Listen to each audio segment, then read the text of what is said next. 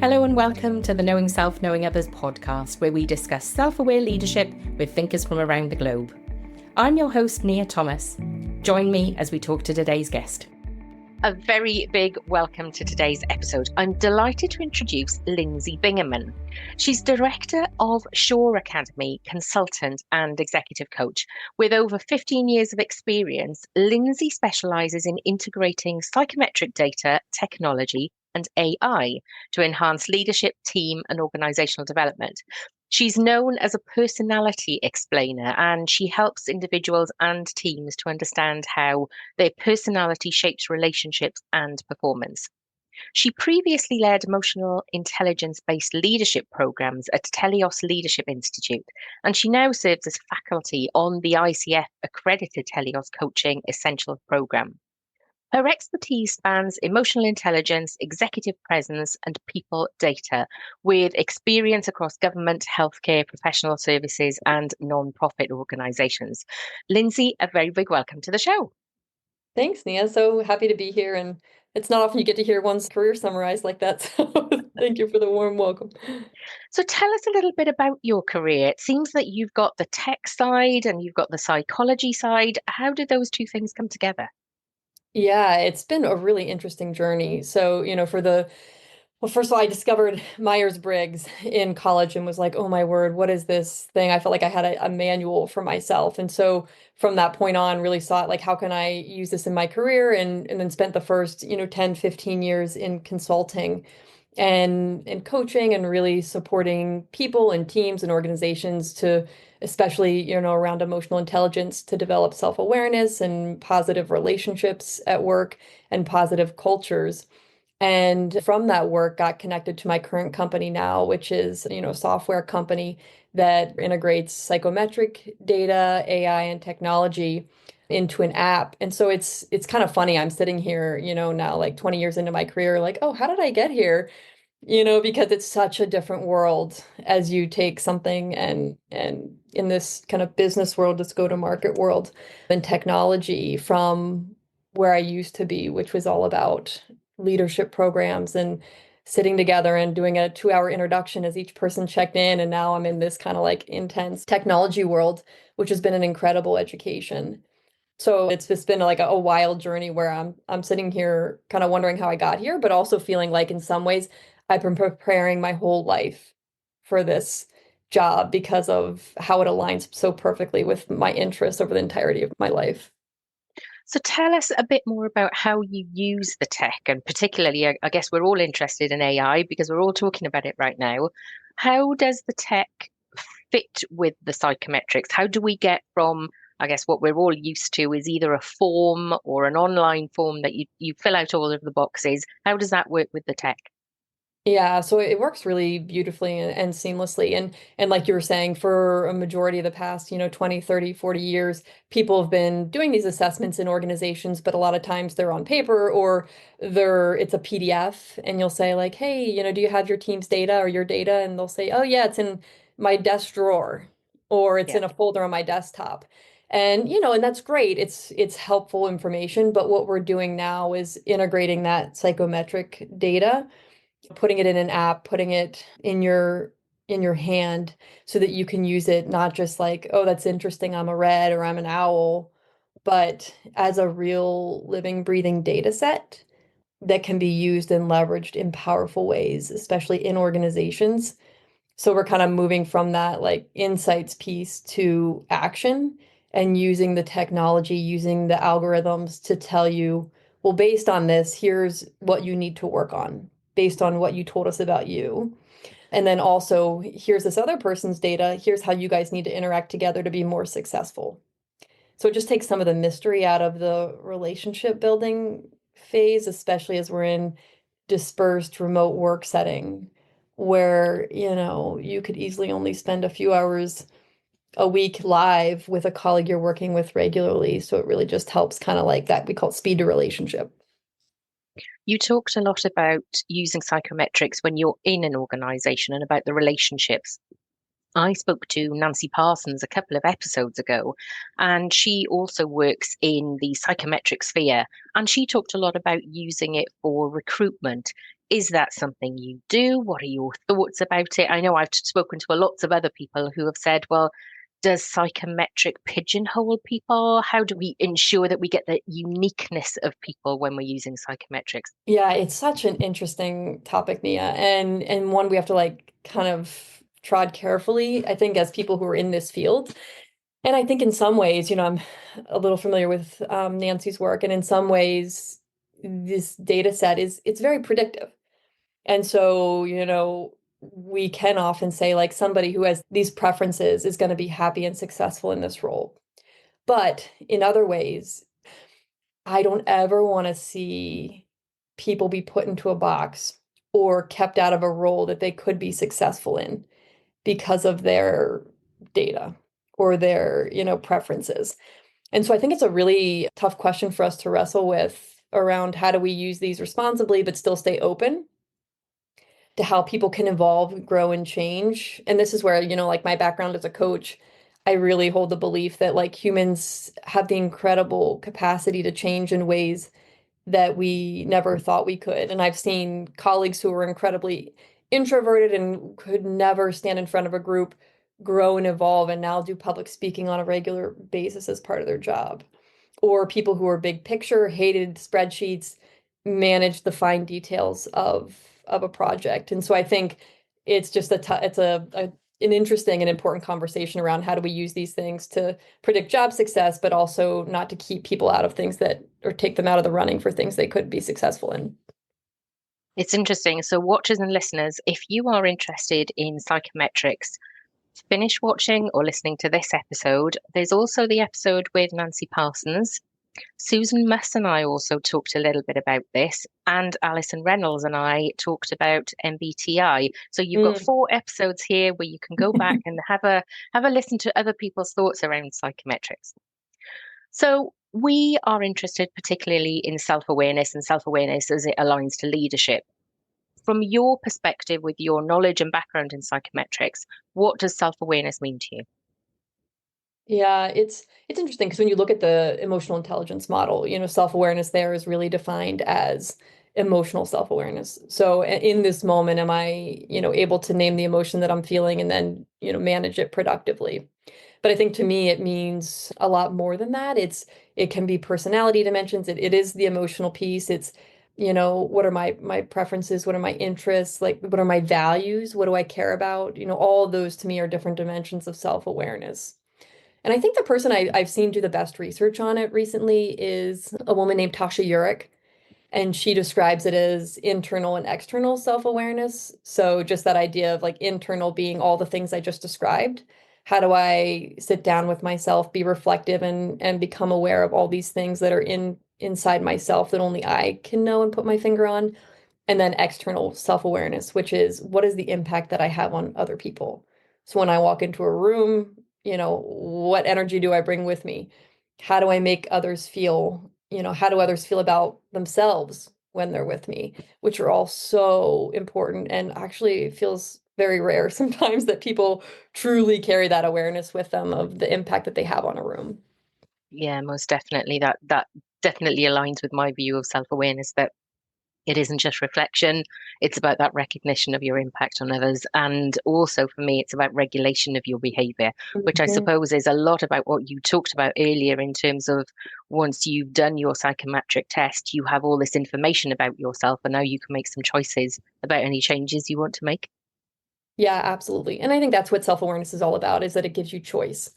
So, okay, this is a strength, when am I going to lean into it and dial it up? Or, this is an area where I know I need to work on, or like, who am I interacting with? I'm interacting with another like powerful, dominant kind of personality type person. I can just kind of like let that side of myself roll. Or am I interacting with a colleague that needs a like warmer touch or appreciates a softer approach? And then how do I moderate that? Definitely. At Sure People, you focus on human potential. What do you mean by that, and how do you help people lean into it? Yeah, I mean, human potential for me, it's about self-actualization. It's about where does the person want to go? What do they want to do with their life? So it's less of an objective thing, like, oh, this person could be this, and defining success objectively and more about what do they want, what do they value, and then enabling them to understand themselves so that they don't get in their own way. So it's about leveraging strengths. It's about, understanding where they could get in their own way so that they're able to grow and do that. With the psychometric information, that gives the awareness of like, ooh, this is how I'm wired. And I think sometimes it's interesting because people will have a sense of themselves, but then sometimes when you see the data represented objectively, it's like, whew, there's been these moments of instantaneous awareness or like seeing themselves, sometimes just represented by the strength of the graph. Like I'm thinking about one woman I was working with who came out as like a 90% feelings decider. And there was just this moment of like, oh, yes, I'm so aware of that. And that is kind of part of what's causing paralysis for me in my life right now. And, so I can figure out how to navigate through that because I see it and I understand it in a different way. Or somebody seeing that they're, 40%, which is high on our scale for avoiding conflict. Okay, I see and understand what's getting in my way.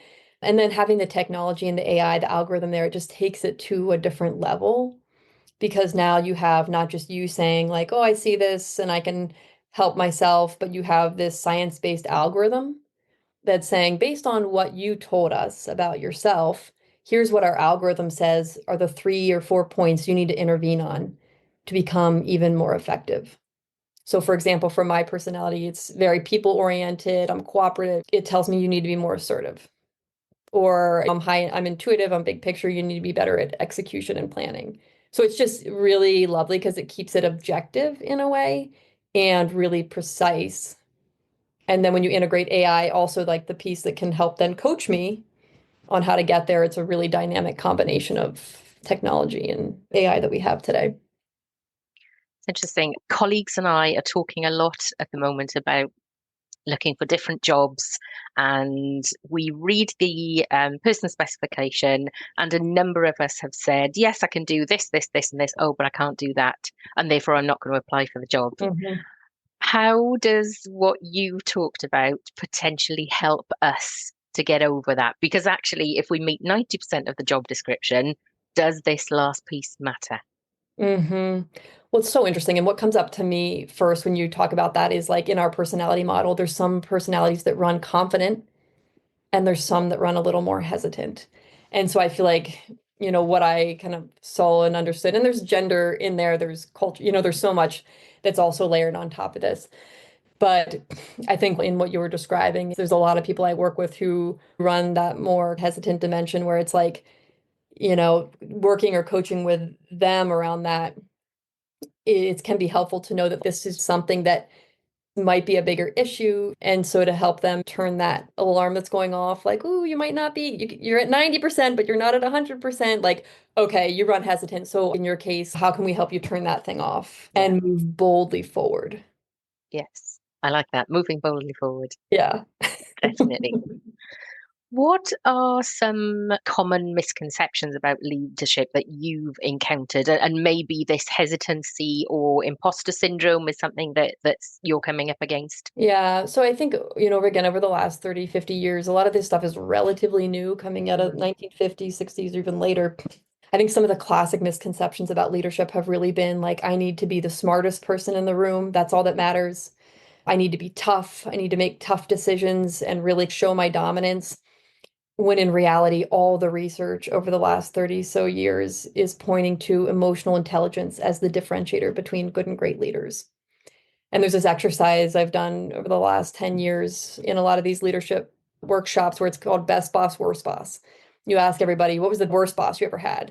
And it's classic. These stories come up and people still hold trauma from their old bosses in major ways. And then you switch and say, okay, who's the best boss you ever had?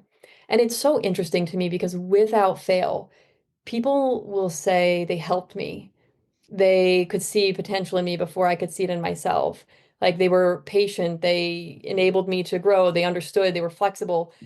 It is really rare that anybody says, even like they were the smartest person I ever, sometimes once in a while you hear that, or they were incredibly great strategists, or they were really good at time management. No, you never hear that stuff. It's always about how they made the person feel. And so I don't mean to over-index and say it's all about being soft and kumbaya and, you know, no, you still have to make tough decisions and have hard conversations. But really, I think what's so interesting is just at the end of the day, like that's the relationship, your ability to support people and help them grow is really that what it means to be an inspiring leader and what makes a great leader. We often talk about poor performers, and a number of coaches that I've spoken to will often have people come to coaching and they have to work through psychometrics because somebody has sent them to coaching without really tackling a performance issue. So you talked about using psychometrics when you're in an organization. How do you use them with poor performers? Because what you don't want to do is to use shock tactics, I Mm-hmm. imagine. How do you use it to move those people to that point of awareness so that they can have that aha moment to move them forward? It's a really interesting question. And, you know, with coaching, as I'm sure you're aware too, it's like it has to be client led. Mm. So it's a really tricky situation of kind of saying, like, what do you care about? How do you want to grow? And like also, oh, we have some feedback here. This is something you could be better on. So how do we kind of like get you to lead it and want to grow? And I think the whole school of thought that I've really been trained in is around a model called intentional change, which is about, you know, switching from this remedial approach of like, this isn't working and how do you fix it to, well, who do you want to be as a leader? Who do you want to be as an employee? What do you want to accomplish in this life or in this role? Okay, and now once you know that, what's getting in your way? So I think that's kind of the approach I would tend to go. And then I think when it comes to the tools, the psychometrics and whatnot, we've seen that like when you do the kind of self-awareness piece of the psychometric prior to doing a 360 or prior to having some of these conversations, people are actually more receptive to the feedback because there's a sense of like, oh yeah, now I know how I'm wired and I've accepted and agreed with that. Now I see how people could perceive that I don't care about them, or people could perceive that I'm disorganized, or whatever it is, because they kind of have a little bit more self-awareness. So some of those defenses go down. That's an interesting way of thinking about it, that actually there's a way that you can get to that level of awareness that actually helps people break down those barriers so that you don't have this sense of you're clearly wrong and I'm right and I'm going to continue performing badly, but actually there's an acceptance along the way. Well, exactly. And it's like, oh, it's less threatening. It's not like, oh, I'm a bad performer or I'm a bad employee. It's just, no, I have a preference for spontaneity and therefore I'm, you know, like less structured. So it just helps depersonalize some of that. What kind of work are you doing in organizations or with individuals where there is high stress or uncertainty in their roles? How are you able to support them? And I guess we can never get away from stress. So how do you support them to live with stress in their workplaces or to move on? Yeah. So, you know, one of the things that's measured in our psychometric is like how you shift under pressure. And then also your conflict style. So these are two that are really key in creating, you know, especially awareness around in those moments when the heat turns up. What does it look like? How might people experience you differently? How might you experience yourself differently? So I think that's the first step is just creating some awareness and like, whoo, how do I change? How do I shift in times of stress? But then I think kind of moving up to the group or team level, this kind of stuff is so helpful because when the heat turns up, it's more, we get more stressed, we get more black and white in our thinking, and we get much more prone to outbursts, to not managing ourselves, and to having relational hiccups that are often at the times when we can least afford it. Yeah. So I think in those moments, having this kind of data around to say, okay, ooh, I see that I'm under stress. I'm going to take a step back, or to have kind of at your fingertips, here's some tips to be more successful when interacting with this other person can really help avoid those moments where, you know, if you think about the relationships being the piping in an organization through which all the communication and information moves through, you know, in a moment of stress, you have a tense interaction, like that pipe gets blocked Hmm. often I and like that. yeah, we Yeah. withhold information and we shut down and we kind of say, well, forget that. I'm not going to talk to that guy again unless I absolutely have to. And so I think that's where, like, if you can avoid that or use this information to get back in relationship and make the repair really quickly, this is where it can be like a decoder ring in helping people understand what's going on, what the breakdown is in the relationship, and then how to kind of depersonalize it and repair really quickly. Have you ever had people receive the findings of their psychometric and say, this is totally wrong? This is not me at all. No, I don't believe you. This is just a load of nonsense. What do you do with that? Yeah, no, it doesn't happen often, but it does happen. And here are the three situations where I often see it. One, the person is incredibly precise in our personality model. And so they're looking at line by line and kind of saying, well, that third word in sentence 4 isn't quite how I would describe myself, so there's a little bit of disagreement there. Okay. Also, if people have had a lot of change in the last few years. So there was one woman I was having a conversation with her portrait, and she was having a hard time seeing herself. And I said, well, have you had any change in the last 5 years? And she said, yeah, I had 3 kids. Oh. And, so it just led to this conversation around like, oh, okay, like she was just a different version of herself and didn't totally recognize kind of how she was showing up because of this massive change.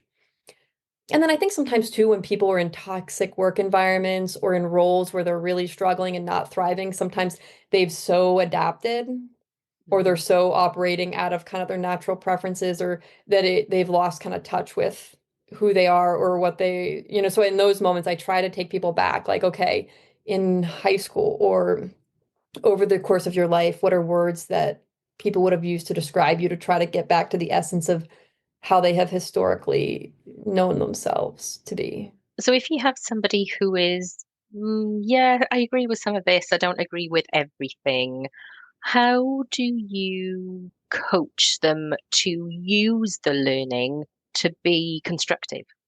Well, one of the most important principles to me in using this stuff for coaching in organizations is the individual is always the expert on themselves. So you will never find me or hopefully anybody else at Sure People saying, well, if you just look at the data, this is who you are. Like I know more about you than you know about yourself because I have this data. No.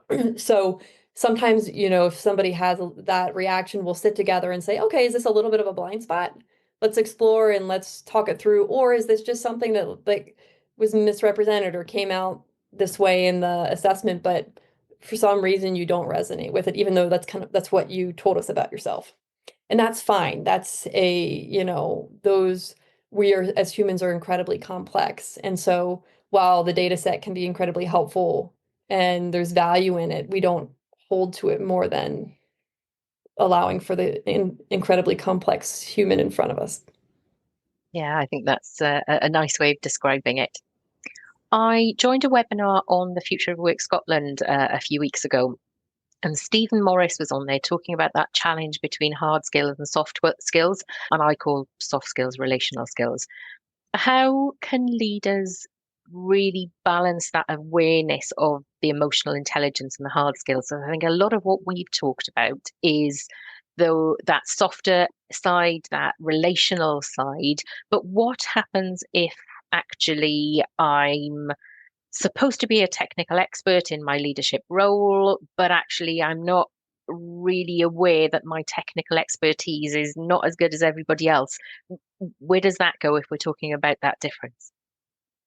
Yeah, some of this I see reflected just in natural preferences in the data set we have, or in a lot of, you'll probably see versions of this in any data set, where it's like some of us are more naturally soft skill people oriented, and some of us are a little bit more hard skill task oriented. So for myself, I'm like a double-fisted people person. Like I'm just, loved listening. I'm curious about people. Where I know that I need to develop is some more of that like strategic thinking, execution, having difficult conversations, hitting conflict head on, so depending on how you're defining hard and soft skills, I think we're versus other people who, a lot of our classic leadership profiles, they need to round out more on some of the softness. Yeah. And this can be especially interesting when you layer in gender. I have a very classically female profile.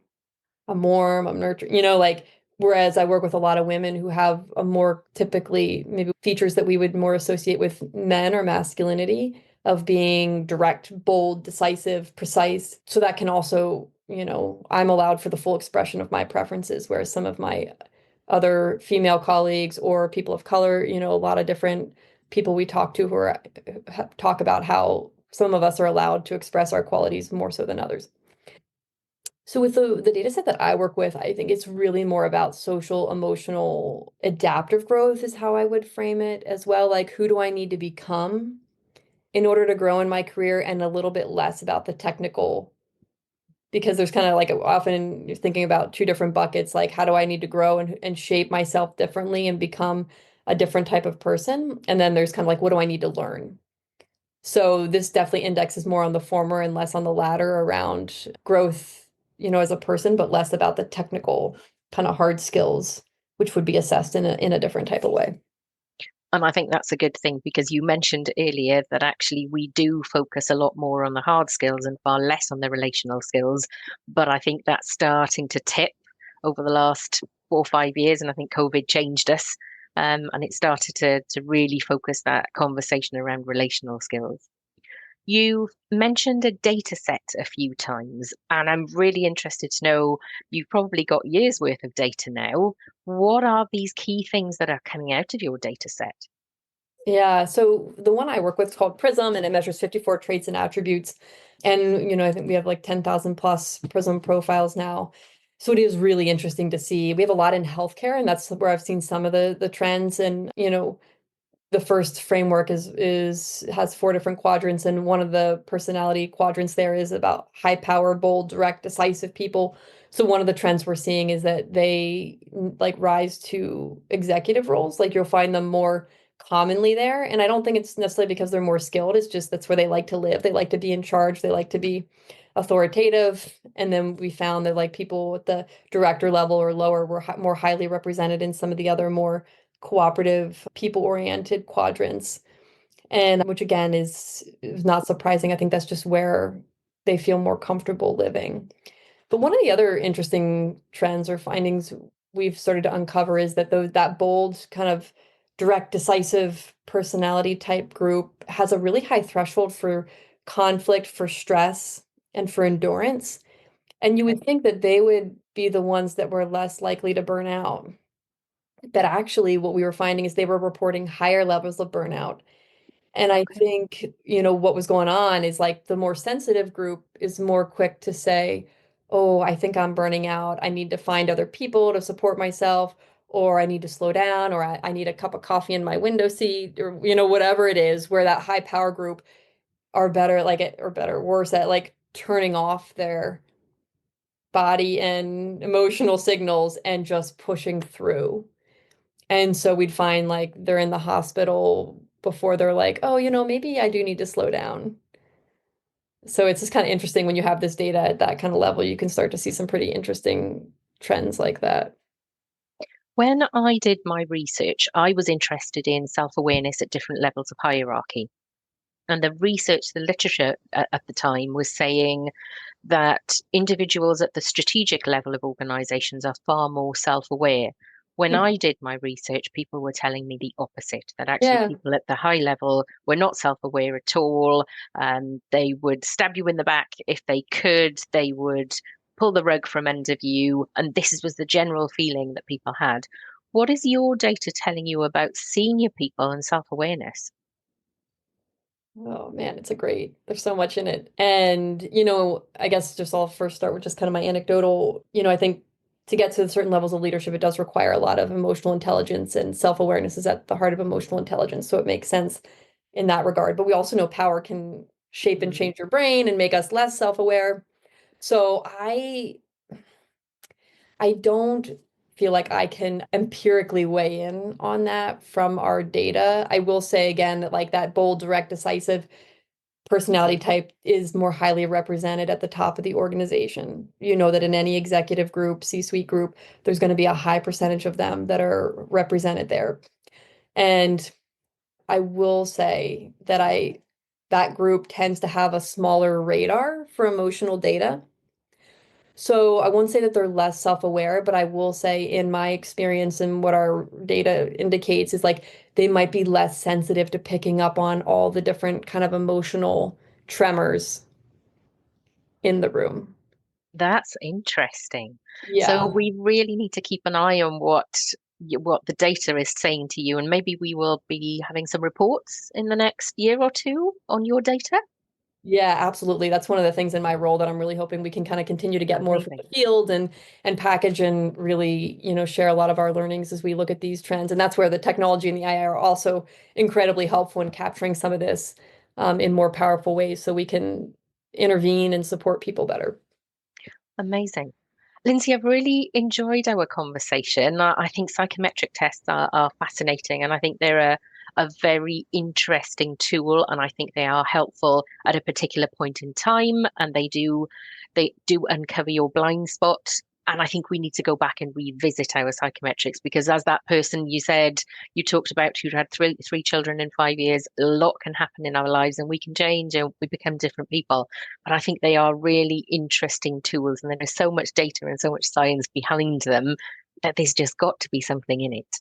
So I'm a fan. I couldn't agree more, Nia. And it's been such a pleasure to talk with you. Thank you so much for having me and sharing your wisdom as well in the conversation. It's been brilliant. Lindsay, thank you so much for joining me. Look forward to talking soon. Thank you for joining me on today's episode where we aim to develop self-aware leaders around the globe to generate kinder, more respectful and creative working relationships through reflection, recognition and regulation. Head over to my website at knowingselfknowingothers.co.uk to sign up to my newsletter to keep up to date with my blog, podcast and book. Looking forward to having you on my learning journey.